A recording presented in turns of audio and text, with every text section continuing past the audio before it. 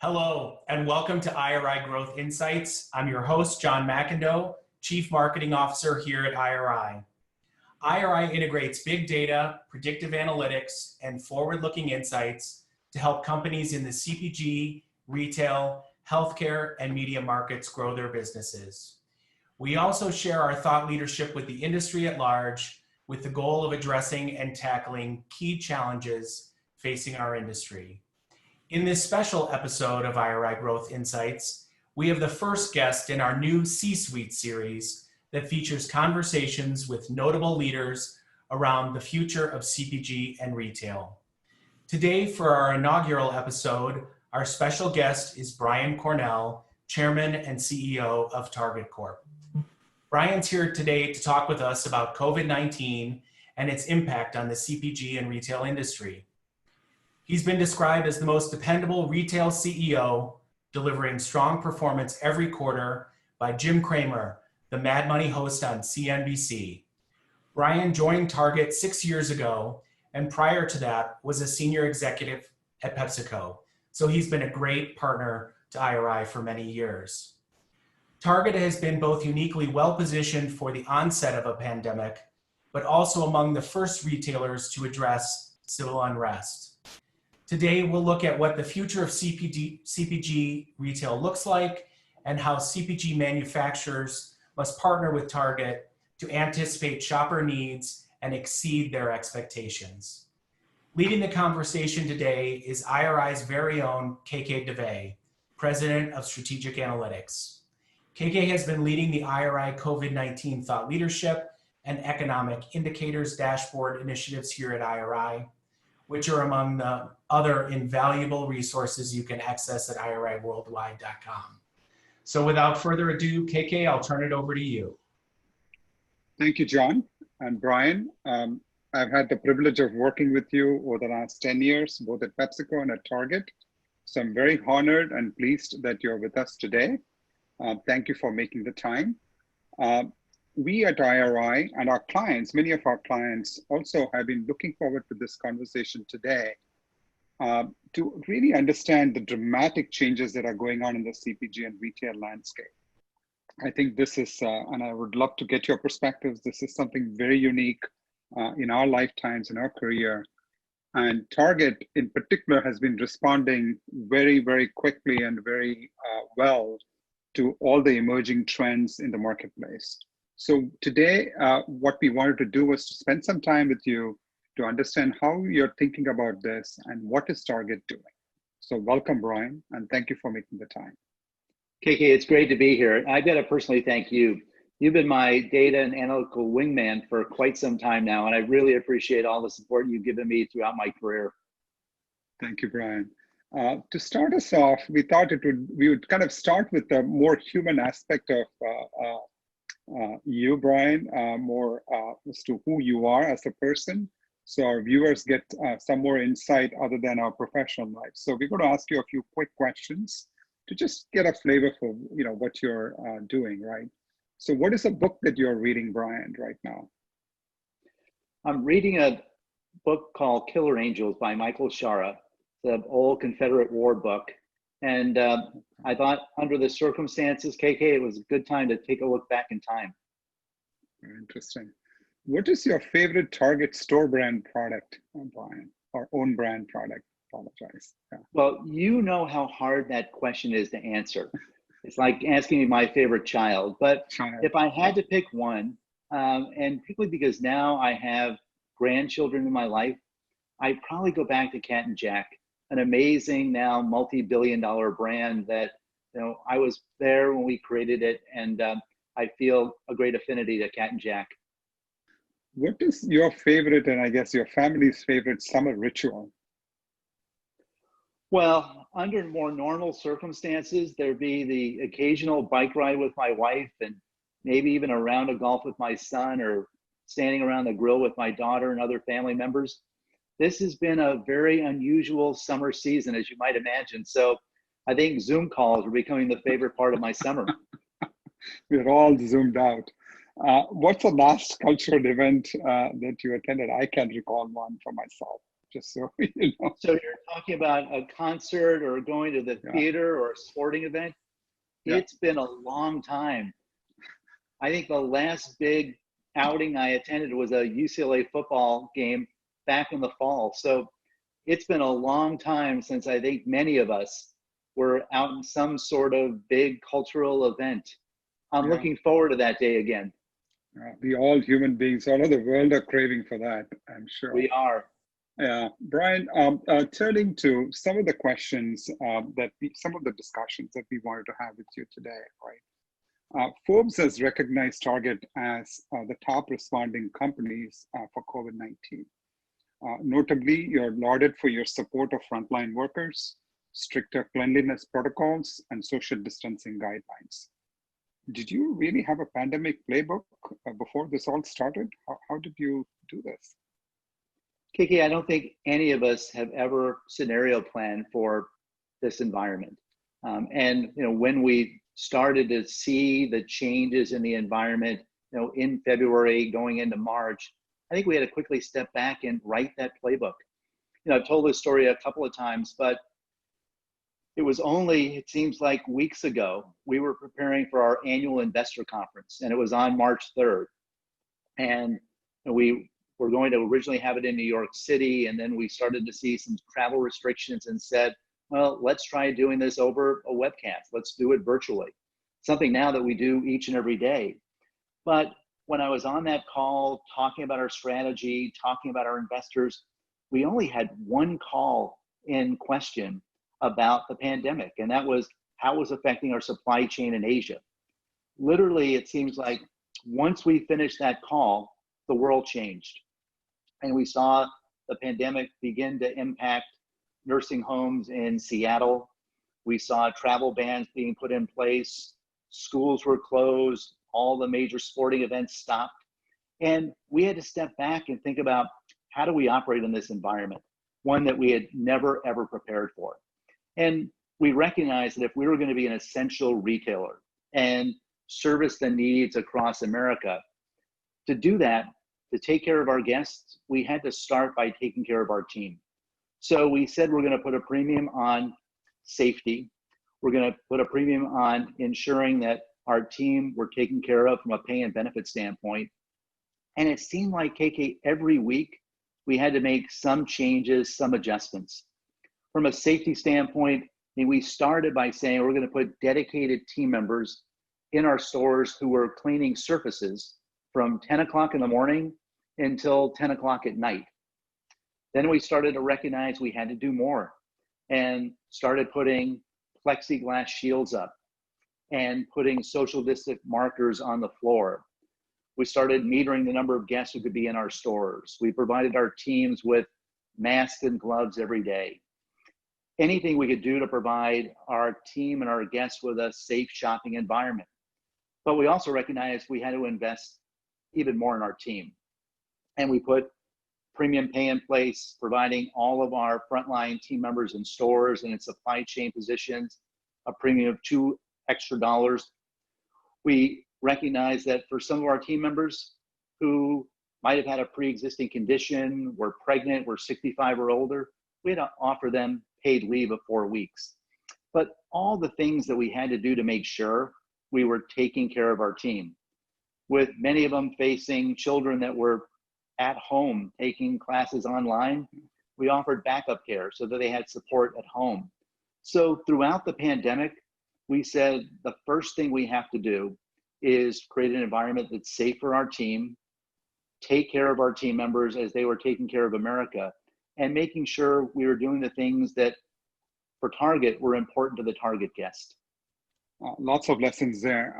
Question, Brian, as this pandemic seems to be spiking again in several states, we're also in the middle of civil unrest, which you've addressed publicly. We're in a recession. It's a presidential election year. What more do we want?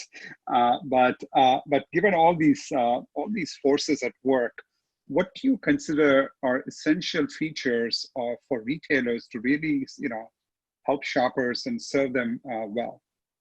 I think you addressed a couple of them, but what are the other things that really retailers need to do? And then, of course, the CPG manufacturers. Yeah. KK, I think one of the things that we've learned, and we've talked about a lot, and if I think about our success in this very unusual environment, we put a premium on flexibility, adaptability, a willingness to continue to learn and iterate, listen to our teams, listen to our guests, but recognize that what works on Monday might actually need to evolve by Thursday or Friday. And what was right in March might have to look very different in July and August. So with so much uncertainty, so much volatility, we've had to learn to operate differently and adapt and flex and make sure we're really putting a premium on agility in an environment where there is so much uncertainty. But I think for us, we've really put a premium on making sure we're listening. We're listening to the guests, we're listening to our team members, we're listening to the experts, because we don't have all the answers. And we've got to make sure we're really good students and we're adapting and learning along the way and applying that learning to how we're operating the business, taking care of our team, and certainly taking care of our guests. Yeah, agility is a key word, agility, people. There is no playbook. I want to transition a little bit to what you expect from your CPG partners as we kind of look forward for the next several months and several years, right? Or at least a year or two till vaccine and treatments are developed. What change? I mean, there's a whole business model is changing, right? From adding an incremental marginal SKU to doing promotions and pricing the way we have been doing.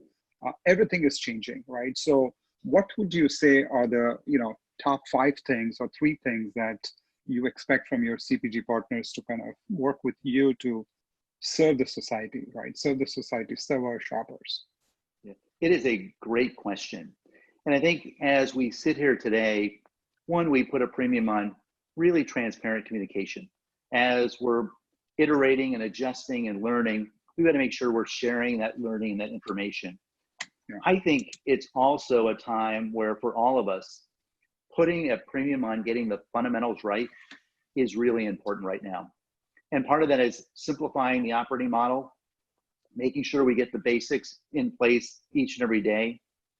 KK, something that obviously as well as anyone on this call, putting a premium on making sure we're looking at the data, the analytics, the information, that's going to help guide some of the decisions. But there's some great examples with some of our CPG vendor partners that I think we're going to continue to lift up for years to come. And I won't name names, but for a few of our really big partners, one in particular, we might have had 700 of their SKUs in stock, in distribution at Target at the start of the pandemic. Today, we probably have said we need to get 70 of them on the shelf, available for the guests who's shopping in store or online every single day. So less becomes more. And getting those most important, those most relevant items in stock, flowing through our DCs, flowing through their manufacturing systems is really important. So I think we're going to see some SKU rationalization take place. Vendor partners, manufacturers, big CPG players saying, all right, what are the most important items that I need to make sure are running through my lines constantly and are supplied to my retail partners and ultimately to the consumer that they serve on a regular basis. So I think it's forced all of us to, one, have really transparent discussions, make sure we're looking at the data and the analytics really carefully, getting the fundamentals right, and making sure that we simplify the business model and put a premium on the most important things for the consumer and the guests we serve. And the joint business planning then kind of really becomes very different now, right, in this new world. How do you think about promotions and pricing, right, as well, in broadly? It varies, but what's the role of promotions in store? Sure. As I think about some of the changes coming out of the pandemic, what we're projecting going forward, I think we recognize, KK, stores are going to be vitally important. And I think about how our guests has responded. While we've seen enormous growth from a digital standpoint, those local stores are still really important and play a very critical role. So we've got to make sure we're still running great stores. We've got to deliver amazing value every time the guest shops. And I think certainly as you think about both the pandemic and the economic downturn, value is going to be critically important. And then we've really talked to our vendor partners about how ease and convenience fits into the new model. So when you think about the results that we talked about in our first quarter, growing our overall comps by just less than 11%, our digital business grew 141%, but a lot of our same day fulfillment options, order online, pick up in store, drive up, having a personal shipped shopper bring it right to your door, those services grew by almost 300%. So how do we make it easy, convenient, and back to have those most important products available no matter how the guest wants to shop? So I think we're really thinking about with our partners, how do we blend value, ease, and convenience? And then one of the things that we own is making sure we're creating a safe shopping environment. And if we get those elements right, promotions are still going to be important, but back to the fundamentals, we've got to have great everyday value. We want to make sure those most important items are in stock every day. We make it easy and convenient to shop no matter how that consumer or guest wants to shop at Target. And then we've got to create a really safe environment when they're shopping in our stores or using any of our fulfillment services. And that's a great point, right? The whole online explosion, and also a lot of the CPG and grocery explosion, because a lot of out-of-home consumption has shifted in home. How is that affecting overall your Target space and where you prioritize, right? I mean, some of the other sections of the store, in general, have you changed the way you approach it, right? Yeah. One of the things that separates us from our competition is the unique multi-category portfolio that we have. And the fact that you can shop our stores or shop our online services for apparel, for home products, for electronics and toys, for food and beverage and beauty and household essentials. So it makes us somewhat unique. And it might be interesting, KK, for me to kind of walk through what we've seen during the pandemic, because I go back to those early days, late in February and early in March. As you know, there was that huge spike for medication, for household essentials, a premium on paper and disinfectants and cleaning products, but also for those core food and beverage products that were so important.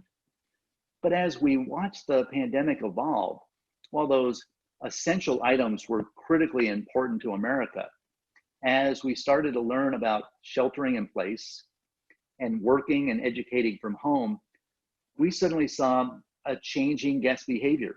They were still shopping for the essentials, but they were now looking for office supplies and new printers and ways to entertain and educate their kids. They were cooking at home, and obviously food consumption was moving from away from home back in home. So small appliances and anything kitchen related was exploding in growth. And we'd had to adjust along the way. As some of the restrictions were taken away, we saw growth again in beauty and in apparel and in other parts of our business. But we've had to react to the changing consumer trends. And fortunately, with our multi-category portfolio, we can flex based on the changing trends and use the data and analytics to guide how we allocate space and what we're putting on end caps. But it's changed rapidly. And we might not have been ready when all of a sudden America said, well, we're sheltering in place. We didn't know that term a few months ago. People learning how to turn on Zoom cameras and work from home, and then educate your children and find ways to entertain at home. I talked about by the time we got to April, we started to see in certain parts of the country, outdoor items were starting to grow rapidly, because some people said, I want to get out of my house and I want to get into my backyard and ride a bike and find any way to keep my family engaged and entertained in this confined space. So we've had to adjust space and how we're allocating inventory based on these changing needs. And I'm sure it's going to change again as we finish the summer and go into the fall season. Yeah. So the insights, the data analytics is still really, really important in guiding those decisions. Yeah. In fact, when the shelter in place happened, it was around Easter time. And Target always does, wins Easter, right? In the retail world, you do beautiful things. I was just thinking about Target. I couldn't go to the Target store I was curious to just wanted to go and see what's going on in the store. But, several holidays have happened or, seasons have happened in terms of Easter to Memorial Day to now Independence Day. How has that changed? And then we also now come to back to school, which is another holiday that you kind of own a lot, a season. And then we're going to have the baking and Thanksgiving and Christmas. How are we going to manage that other than taking it at 1 week at a time, which seems to have worked very well because you're very agile. But how do you plan for that? I do think part of it is 1 week at a time and learning from past holidays. So I think we've recognized that while they've been celebrated differently, there was an Easter holiday. We did celebrate Mother's Day and Father's Day. Mother's Day, that's right, yeah. Memorial Day season arrived, and so did the 4th. So I think America is celebrating those moments differently. And there might be a Zoom call involved with family members, and you're saying hello to mom and dad and celebrating with your family differently. But I think there's still that desire for connection. And consumers are still looking for that connection, even if it's a video conference or a Skype call. And as we think about the future, I expect there's still going to be a holiday season, but we will expect the consumer to shop differently and celebrate differently. We're hearing that there's going to be school in certain parts of the country, and in others, we'll see if it's going to continue to be educating from home. Some college campuses are saying they're going to open, others are looking at remote learning. So not only do we have to be flexible week by week, I think we also have to adjust to changing trends market by market, because what might happen in Florida could look very differently in the state of Washington. What we might do in Minnesota could look very different from what happens in Texas. So we've got to be agile from a macro standpoint, but market by market, we have to understand local trends, what's happening with schools, colleges, and it's going to put much more pressure on our merchants, our marketers, our store operators, our supply chain. But I think for all retailers right now, that premium on week-to-week agility and adjusting to changing market trends is going to be really, really important. And the data and the insights that go along with it. Yeah. Brian, I'm going to switch gears a little bit and talk a little bit about the new buyers, new shoppers that a whole bunch of brands have, the traditional iconic brands have gained. But you also, I think looking at the data, have gained quite a bit of new shoppers, right? How are you managing that? How are you, how are you thinking about retaining them, ensuring that they kind of, spend more time at Target, and what lessons do we have for, for others in CPG? Yeah. Again, I think we've been fortunate because of our multi-category portfolio, our physical and digital capabilities. We have seen, as you shared with me, significant market share growth across our entire portfolio, which has led to new shoppers at Target, new guests. I talked about the fact that we saw 5 million new guests use Target.com. Over 2 million new guests discovered our drive-up services. So now we've got to continue to make sure that we build greater engagement with those new shoppers and guests, make sure they understand all of the different assets that we have to offer to them, our multi-category portfolio, some of our small stores in urban markets that I've received dozens and dozens of emails from people in New York and Boston, Chicago and Washington, D.C. saying, thank you, Target. You opened up this new store, and during the pandemic, it's the place I go for baby products and household essentials. It's where I go for my beauty needs. It's where I'm picking up those kitchen items that I need because I'm cooking at home. So we've got to continue to make sure we're building a stronger connection with those new target guests, making sure they understand our portfolio, the great value we offer, our combination of style and essentials, and making sure if they want to shop in a store on a Monday, they know we're going to provide a great experience. But if they want to come by on Thursday and just place an order and pull into a drive-up lane, we'll put it in their trunk in 2 minutes, contact-free, and let them drive home. So we want to continue to focus on earning their trust. And I think we've built tremendous trust during the pandemic, making sure they know we're putting a premium on a safe shopping experience, and we're thinking about how to make it safe for them, whether they're in our stores or using our other fulfillment options, but using the data and analytics to just extend that relationship. I mean, we're fortunate now with our Target Circle program. We have over 70 million members who have signed up. So how do we make each one of them feel special and make sure that they know we're there to support them during this very unique time in all of our lives?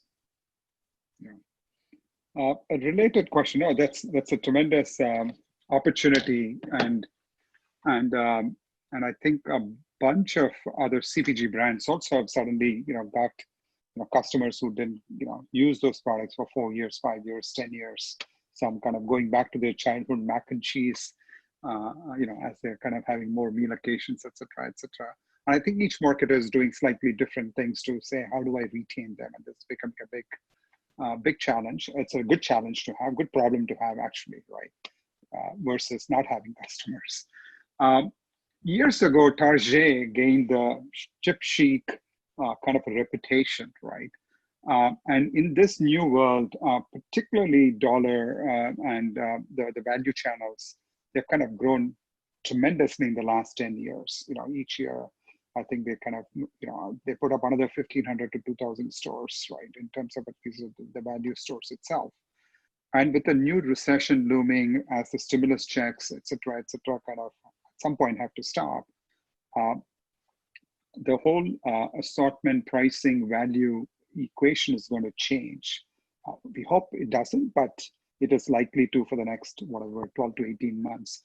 How are you thinking about it, and how are you kind of, preparing Target from that perspective, and what do you expect from your CPG partners to help kind of serve your guests and their customers? Well, Kiki, I do think we have found a way to bring Target back to life. And when I think about the road to bring that Target magic back to our guests, I really think about the power of and I think it's an important part of what differentiates Target from many of our competitors. We've got to make sure we're blending a great store experience and a great digital experience. We want to make sure we blend those style categories like apparel and home and beauty, and those important essential categories like food and beverage and all of the household cleaning products that we offer each and every day. We've got to make sure we deliver great quality and great value. And that's where our vendor partners play such an important role. And throughout the challenges that I think lie ahead, we've got to make sure we're true to our overall brand promise and bringing the expect more part of our brand promise together with the pay less component. So I think as we think about the competitive environment, consumer who is clearly going to face some financial challenges as the PPE runs out and we continue to see high unemployment, we've got to make sure we're bringing the consumer with our vendor partners what they're looking for. And I think it's going to be a combination of quality and value, style and essentials, the expect more and the pay less part of our portfolio. And I think in today's environment, we've got to work with our vendors to make sure we're delivering both from a physical store standpoint and from a digital standpoint to make it as easy as possible for America to shop for the products that they want and the ones they need. It's going to be a challenge for all of us. And I think many of us are kind of set up right in the pre-pandemic. I think we're all kind of focused on productivity, understanding what customers value, and delivering those kinds of attributes and features in what we do. Brian, shifting to your own brands program, right? I don't want to call it store brands because it's more than that. And you have particularly invested so much in own brands. I think you're kind of overhauling your own brands program pre-pandemic, and this Good and Gather was kind of really kind of taking ground, and which is a great move, by the way. What are some of the opportunities you see with your own brands, particularly in this recession, and how is this likely to play out? What's your plan? I don't think we'll ever reach the European levels. I apologize. No. And that's not our goal. And it actually, it brings me back to kind of the power of A&D. Yeah. Because when you look inside of our strategy, it's the blend of our own brands and great national brands and great limited time partnerships that we bring forward for the guests. So we're at our best when we're bringing both great national brands and our own brands together, that provide differentiation from many of our competitors. When we bring our guests those unique limited time offerings that drive excitement, that benefit both our national brand portfolio and our own brand. So it's got to be a balance. And category by category, we've got to listen to the consumer and the guest to understand what they expect from Target. At our very core, we're curators, and we've got to make sure we're carefully curating category by category on behalf of the guests.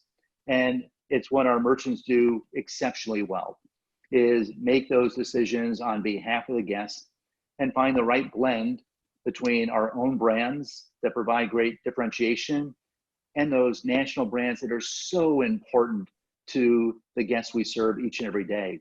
So it does come back to the power of the and in our equation and how we bring that to life, category by category, 4-foot section at a time across our store. What a period of time do you see some brands, some of your own brands, kind of really meant for e-com, meaning omni-channel, just sending, and some both in store and in e-com? Do you see that kind of a thing playing out, a scenario like that playing out? I think you do have quite a few own brands, right? Correct. We do, and we're going to constantly look and evaluate our own brand portfolio over time, decide when it's time to refresh, and actually when it's time to retire some of our own brands, when we need to bring some new innovation to those spaces, just like we do with national brands and national brand managers do each and every year.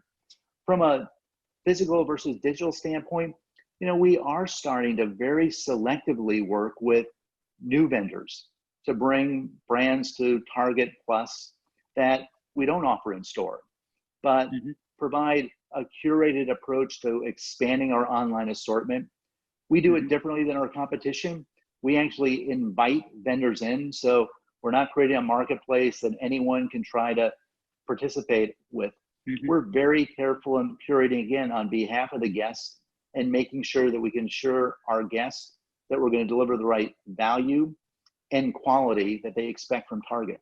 So I think you will see over time more and more brands that are only available through Target Plus that you wouldn't see in our stores, but extend our footprint even further through the digital channel. Makes sense. Brian, I think we're coming up on time. I'm going to ask you a couple of questions. One is, I think you've talked about this in some other situations, conferences too. What are some of the steps and investments that you had already made over the last 5.5 years that really kicked in during this pandemic that you would say, I'm glad I did this, right? And we all, I'm sure, think of some things, but what would be some of those investments that you made, Brian?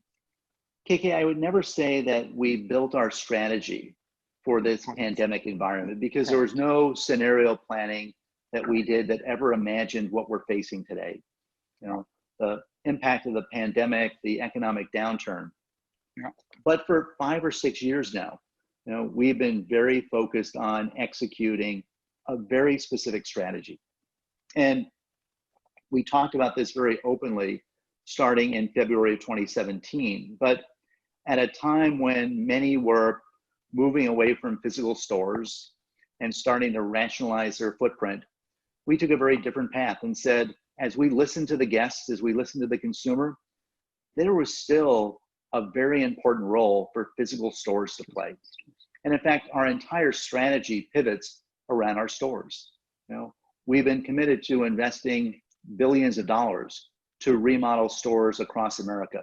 And we'll continue to remodel those stores and create an inspiring and easy shopping experience.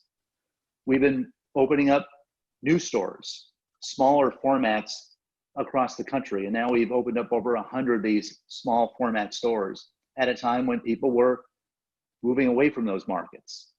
We invested in our own brands to provide differentiation. And we took a very different path from a digital standpoint, using our stores as our fulfillment hubs and using our stores as really the center of our digital fulfillment strategy, putting a great amount of effort in building out order online, pick up in store, rolling out drive up across America, which has been perhaps one of our fastest growing ways to meet the needs of a consumer during this pandemic, where they've discovered our parking lots. They still come to Target, but they pull in and within 2 minutes, we put it in their trunk and they pull away. We made an acquisition of a regionally based company called Shipt back in December of 2017. Back then, they were largely in the Southeast. Now we have almost 200,000 personal shoppers across the country. We actually went from 100,000 to 200,000 during the pandemic because we saw the need for immediate personal shopping, where you can have a Shipt shopper go to a Target store or other retailers that we service, and within 2 hours, we'd bring it to your doorstep, ring the doorbell, and you had your order fulfilled without any contact with the shopper. So in so many ways, our strategy prepared us for the pandemic. But I think the most important investment we made before the pandemic and actually during was the investment in our team. When we go back to that day in February 2017, I talked about the fact that we were going to put billions of dollars of capital to work in our stores, to build new stores, to expand fulfillment capabilities. But I also said, we're going to invest $1 billion in our team, in training, in more hours, in higher wages. And we made a commitment back then to getting to a starting minimum wage of $15 by the end of 2020. We announced just a few weeks ago that starting in July, our starting wage would be at $15. And throughout this journey, while we've made important investments in technology, in data science and analytics, in our stores, in capabilities, the most important investment has been in our team. And I think the reason we're sitting here today with so much momentum, with growing levels of trust with our guests, with market share gains that you report each and every week, is because of the work that our teams are doing at our stores, in our supply chain, at the headquarter level, to make the right decisions on behalf of the guest and create this dynamic shopping environment where we can give our guests what they want, what they need in an easy yet inspiring and safe shopping environment. And that investment in our team is probably the single thing that differentiates Target from our competition today. Incredible, incredible. It's great work, Brian. I'm going to ask you one final question, a personal question. I was telling my daughters who are starting their careers that I'm interviewing the famous Mr. Brian Cornell of Target. They all shop there because they all go to colleges and schools, and there's always a Target nearby.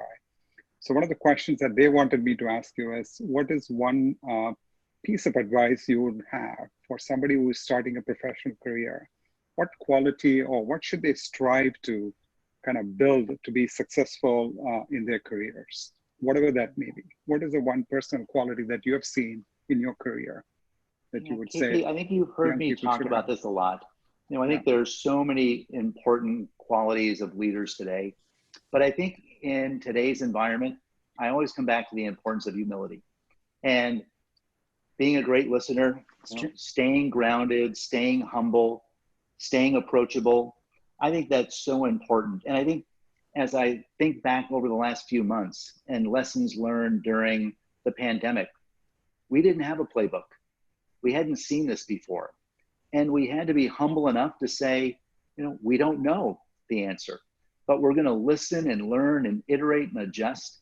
And I think that focus across our entire leadership team of staying very grounded, very humble, listening to our team, listening to the consumer and our guests, it's been a really important attribute that has only been accentuated during the recent months of the pandemic. There's something very distinctive about you also, Brian, that I've admired and I've seen over the last 10 years. Thank you very much. We really appreciate the time that you have taken to talk to us today. And we'll see you soon, Brian. Have a great rest of the summer and good luck with all of your initiatives. KK, always great to see you. Thank you for the partnership. I appreciate it. Thank you, KK, and thank you, Brian. That was a terrific conversation. Some tremendous insight there that I know that we're all going to be able to benefit from during these uncertain times. Just a brief recap. Brian, you talked about the need for agility, and that agility coming oftentimes week to week, and your need to respond and our need to collectively respond in real time as things are evolving. You also talked about flexibility and really understanding local trends, market by market, and adjusting accordingly. I thought your perspective around transparency with partners and suppliers was really spot on. Getting the basics right each and every day, making the most important products available for your guests at every turn. You also talked about the need to put a premium on data and analytics to drive fact-based decisions and ultimately rethink joint business planning. You also talked about the importance of the physical retail store and the combination of the physical retail store and the digital experience, and creating ease and convenience across both of those channels seamlessly. I think at the end, when you summed it up, your formula of brand value in terms of the products that you offer and the portfolio of offerings that you have in your stores and online, combined with ease and convenience and safety, really sets Target apart and really brings out, I think, crystallizes your unique point of differentiation relative to other retailers. It certainly feels like a winning formula to me, and I have a strong suspicion that Mr. Cramer at CNBC will feel the same. So again, thanks so much, KK and Brian. For our listeners and viewers, this recorded conversation will be available on our website at www.iriworldwide.com. We hope you'll take an opportunity to review our COVID-19 thought leadership, including valuable reports and dashboards on economic indicators, demand, and supply chain trends. With that, take care and have a safe and great day.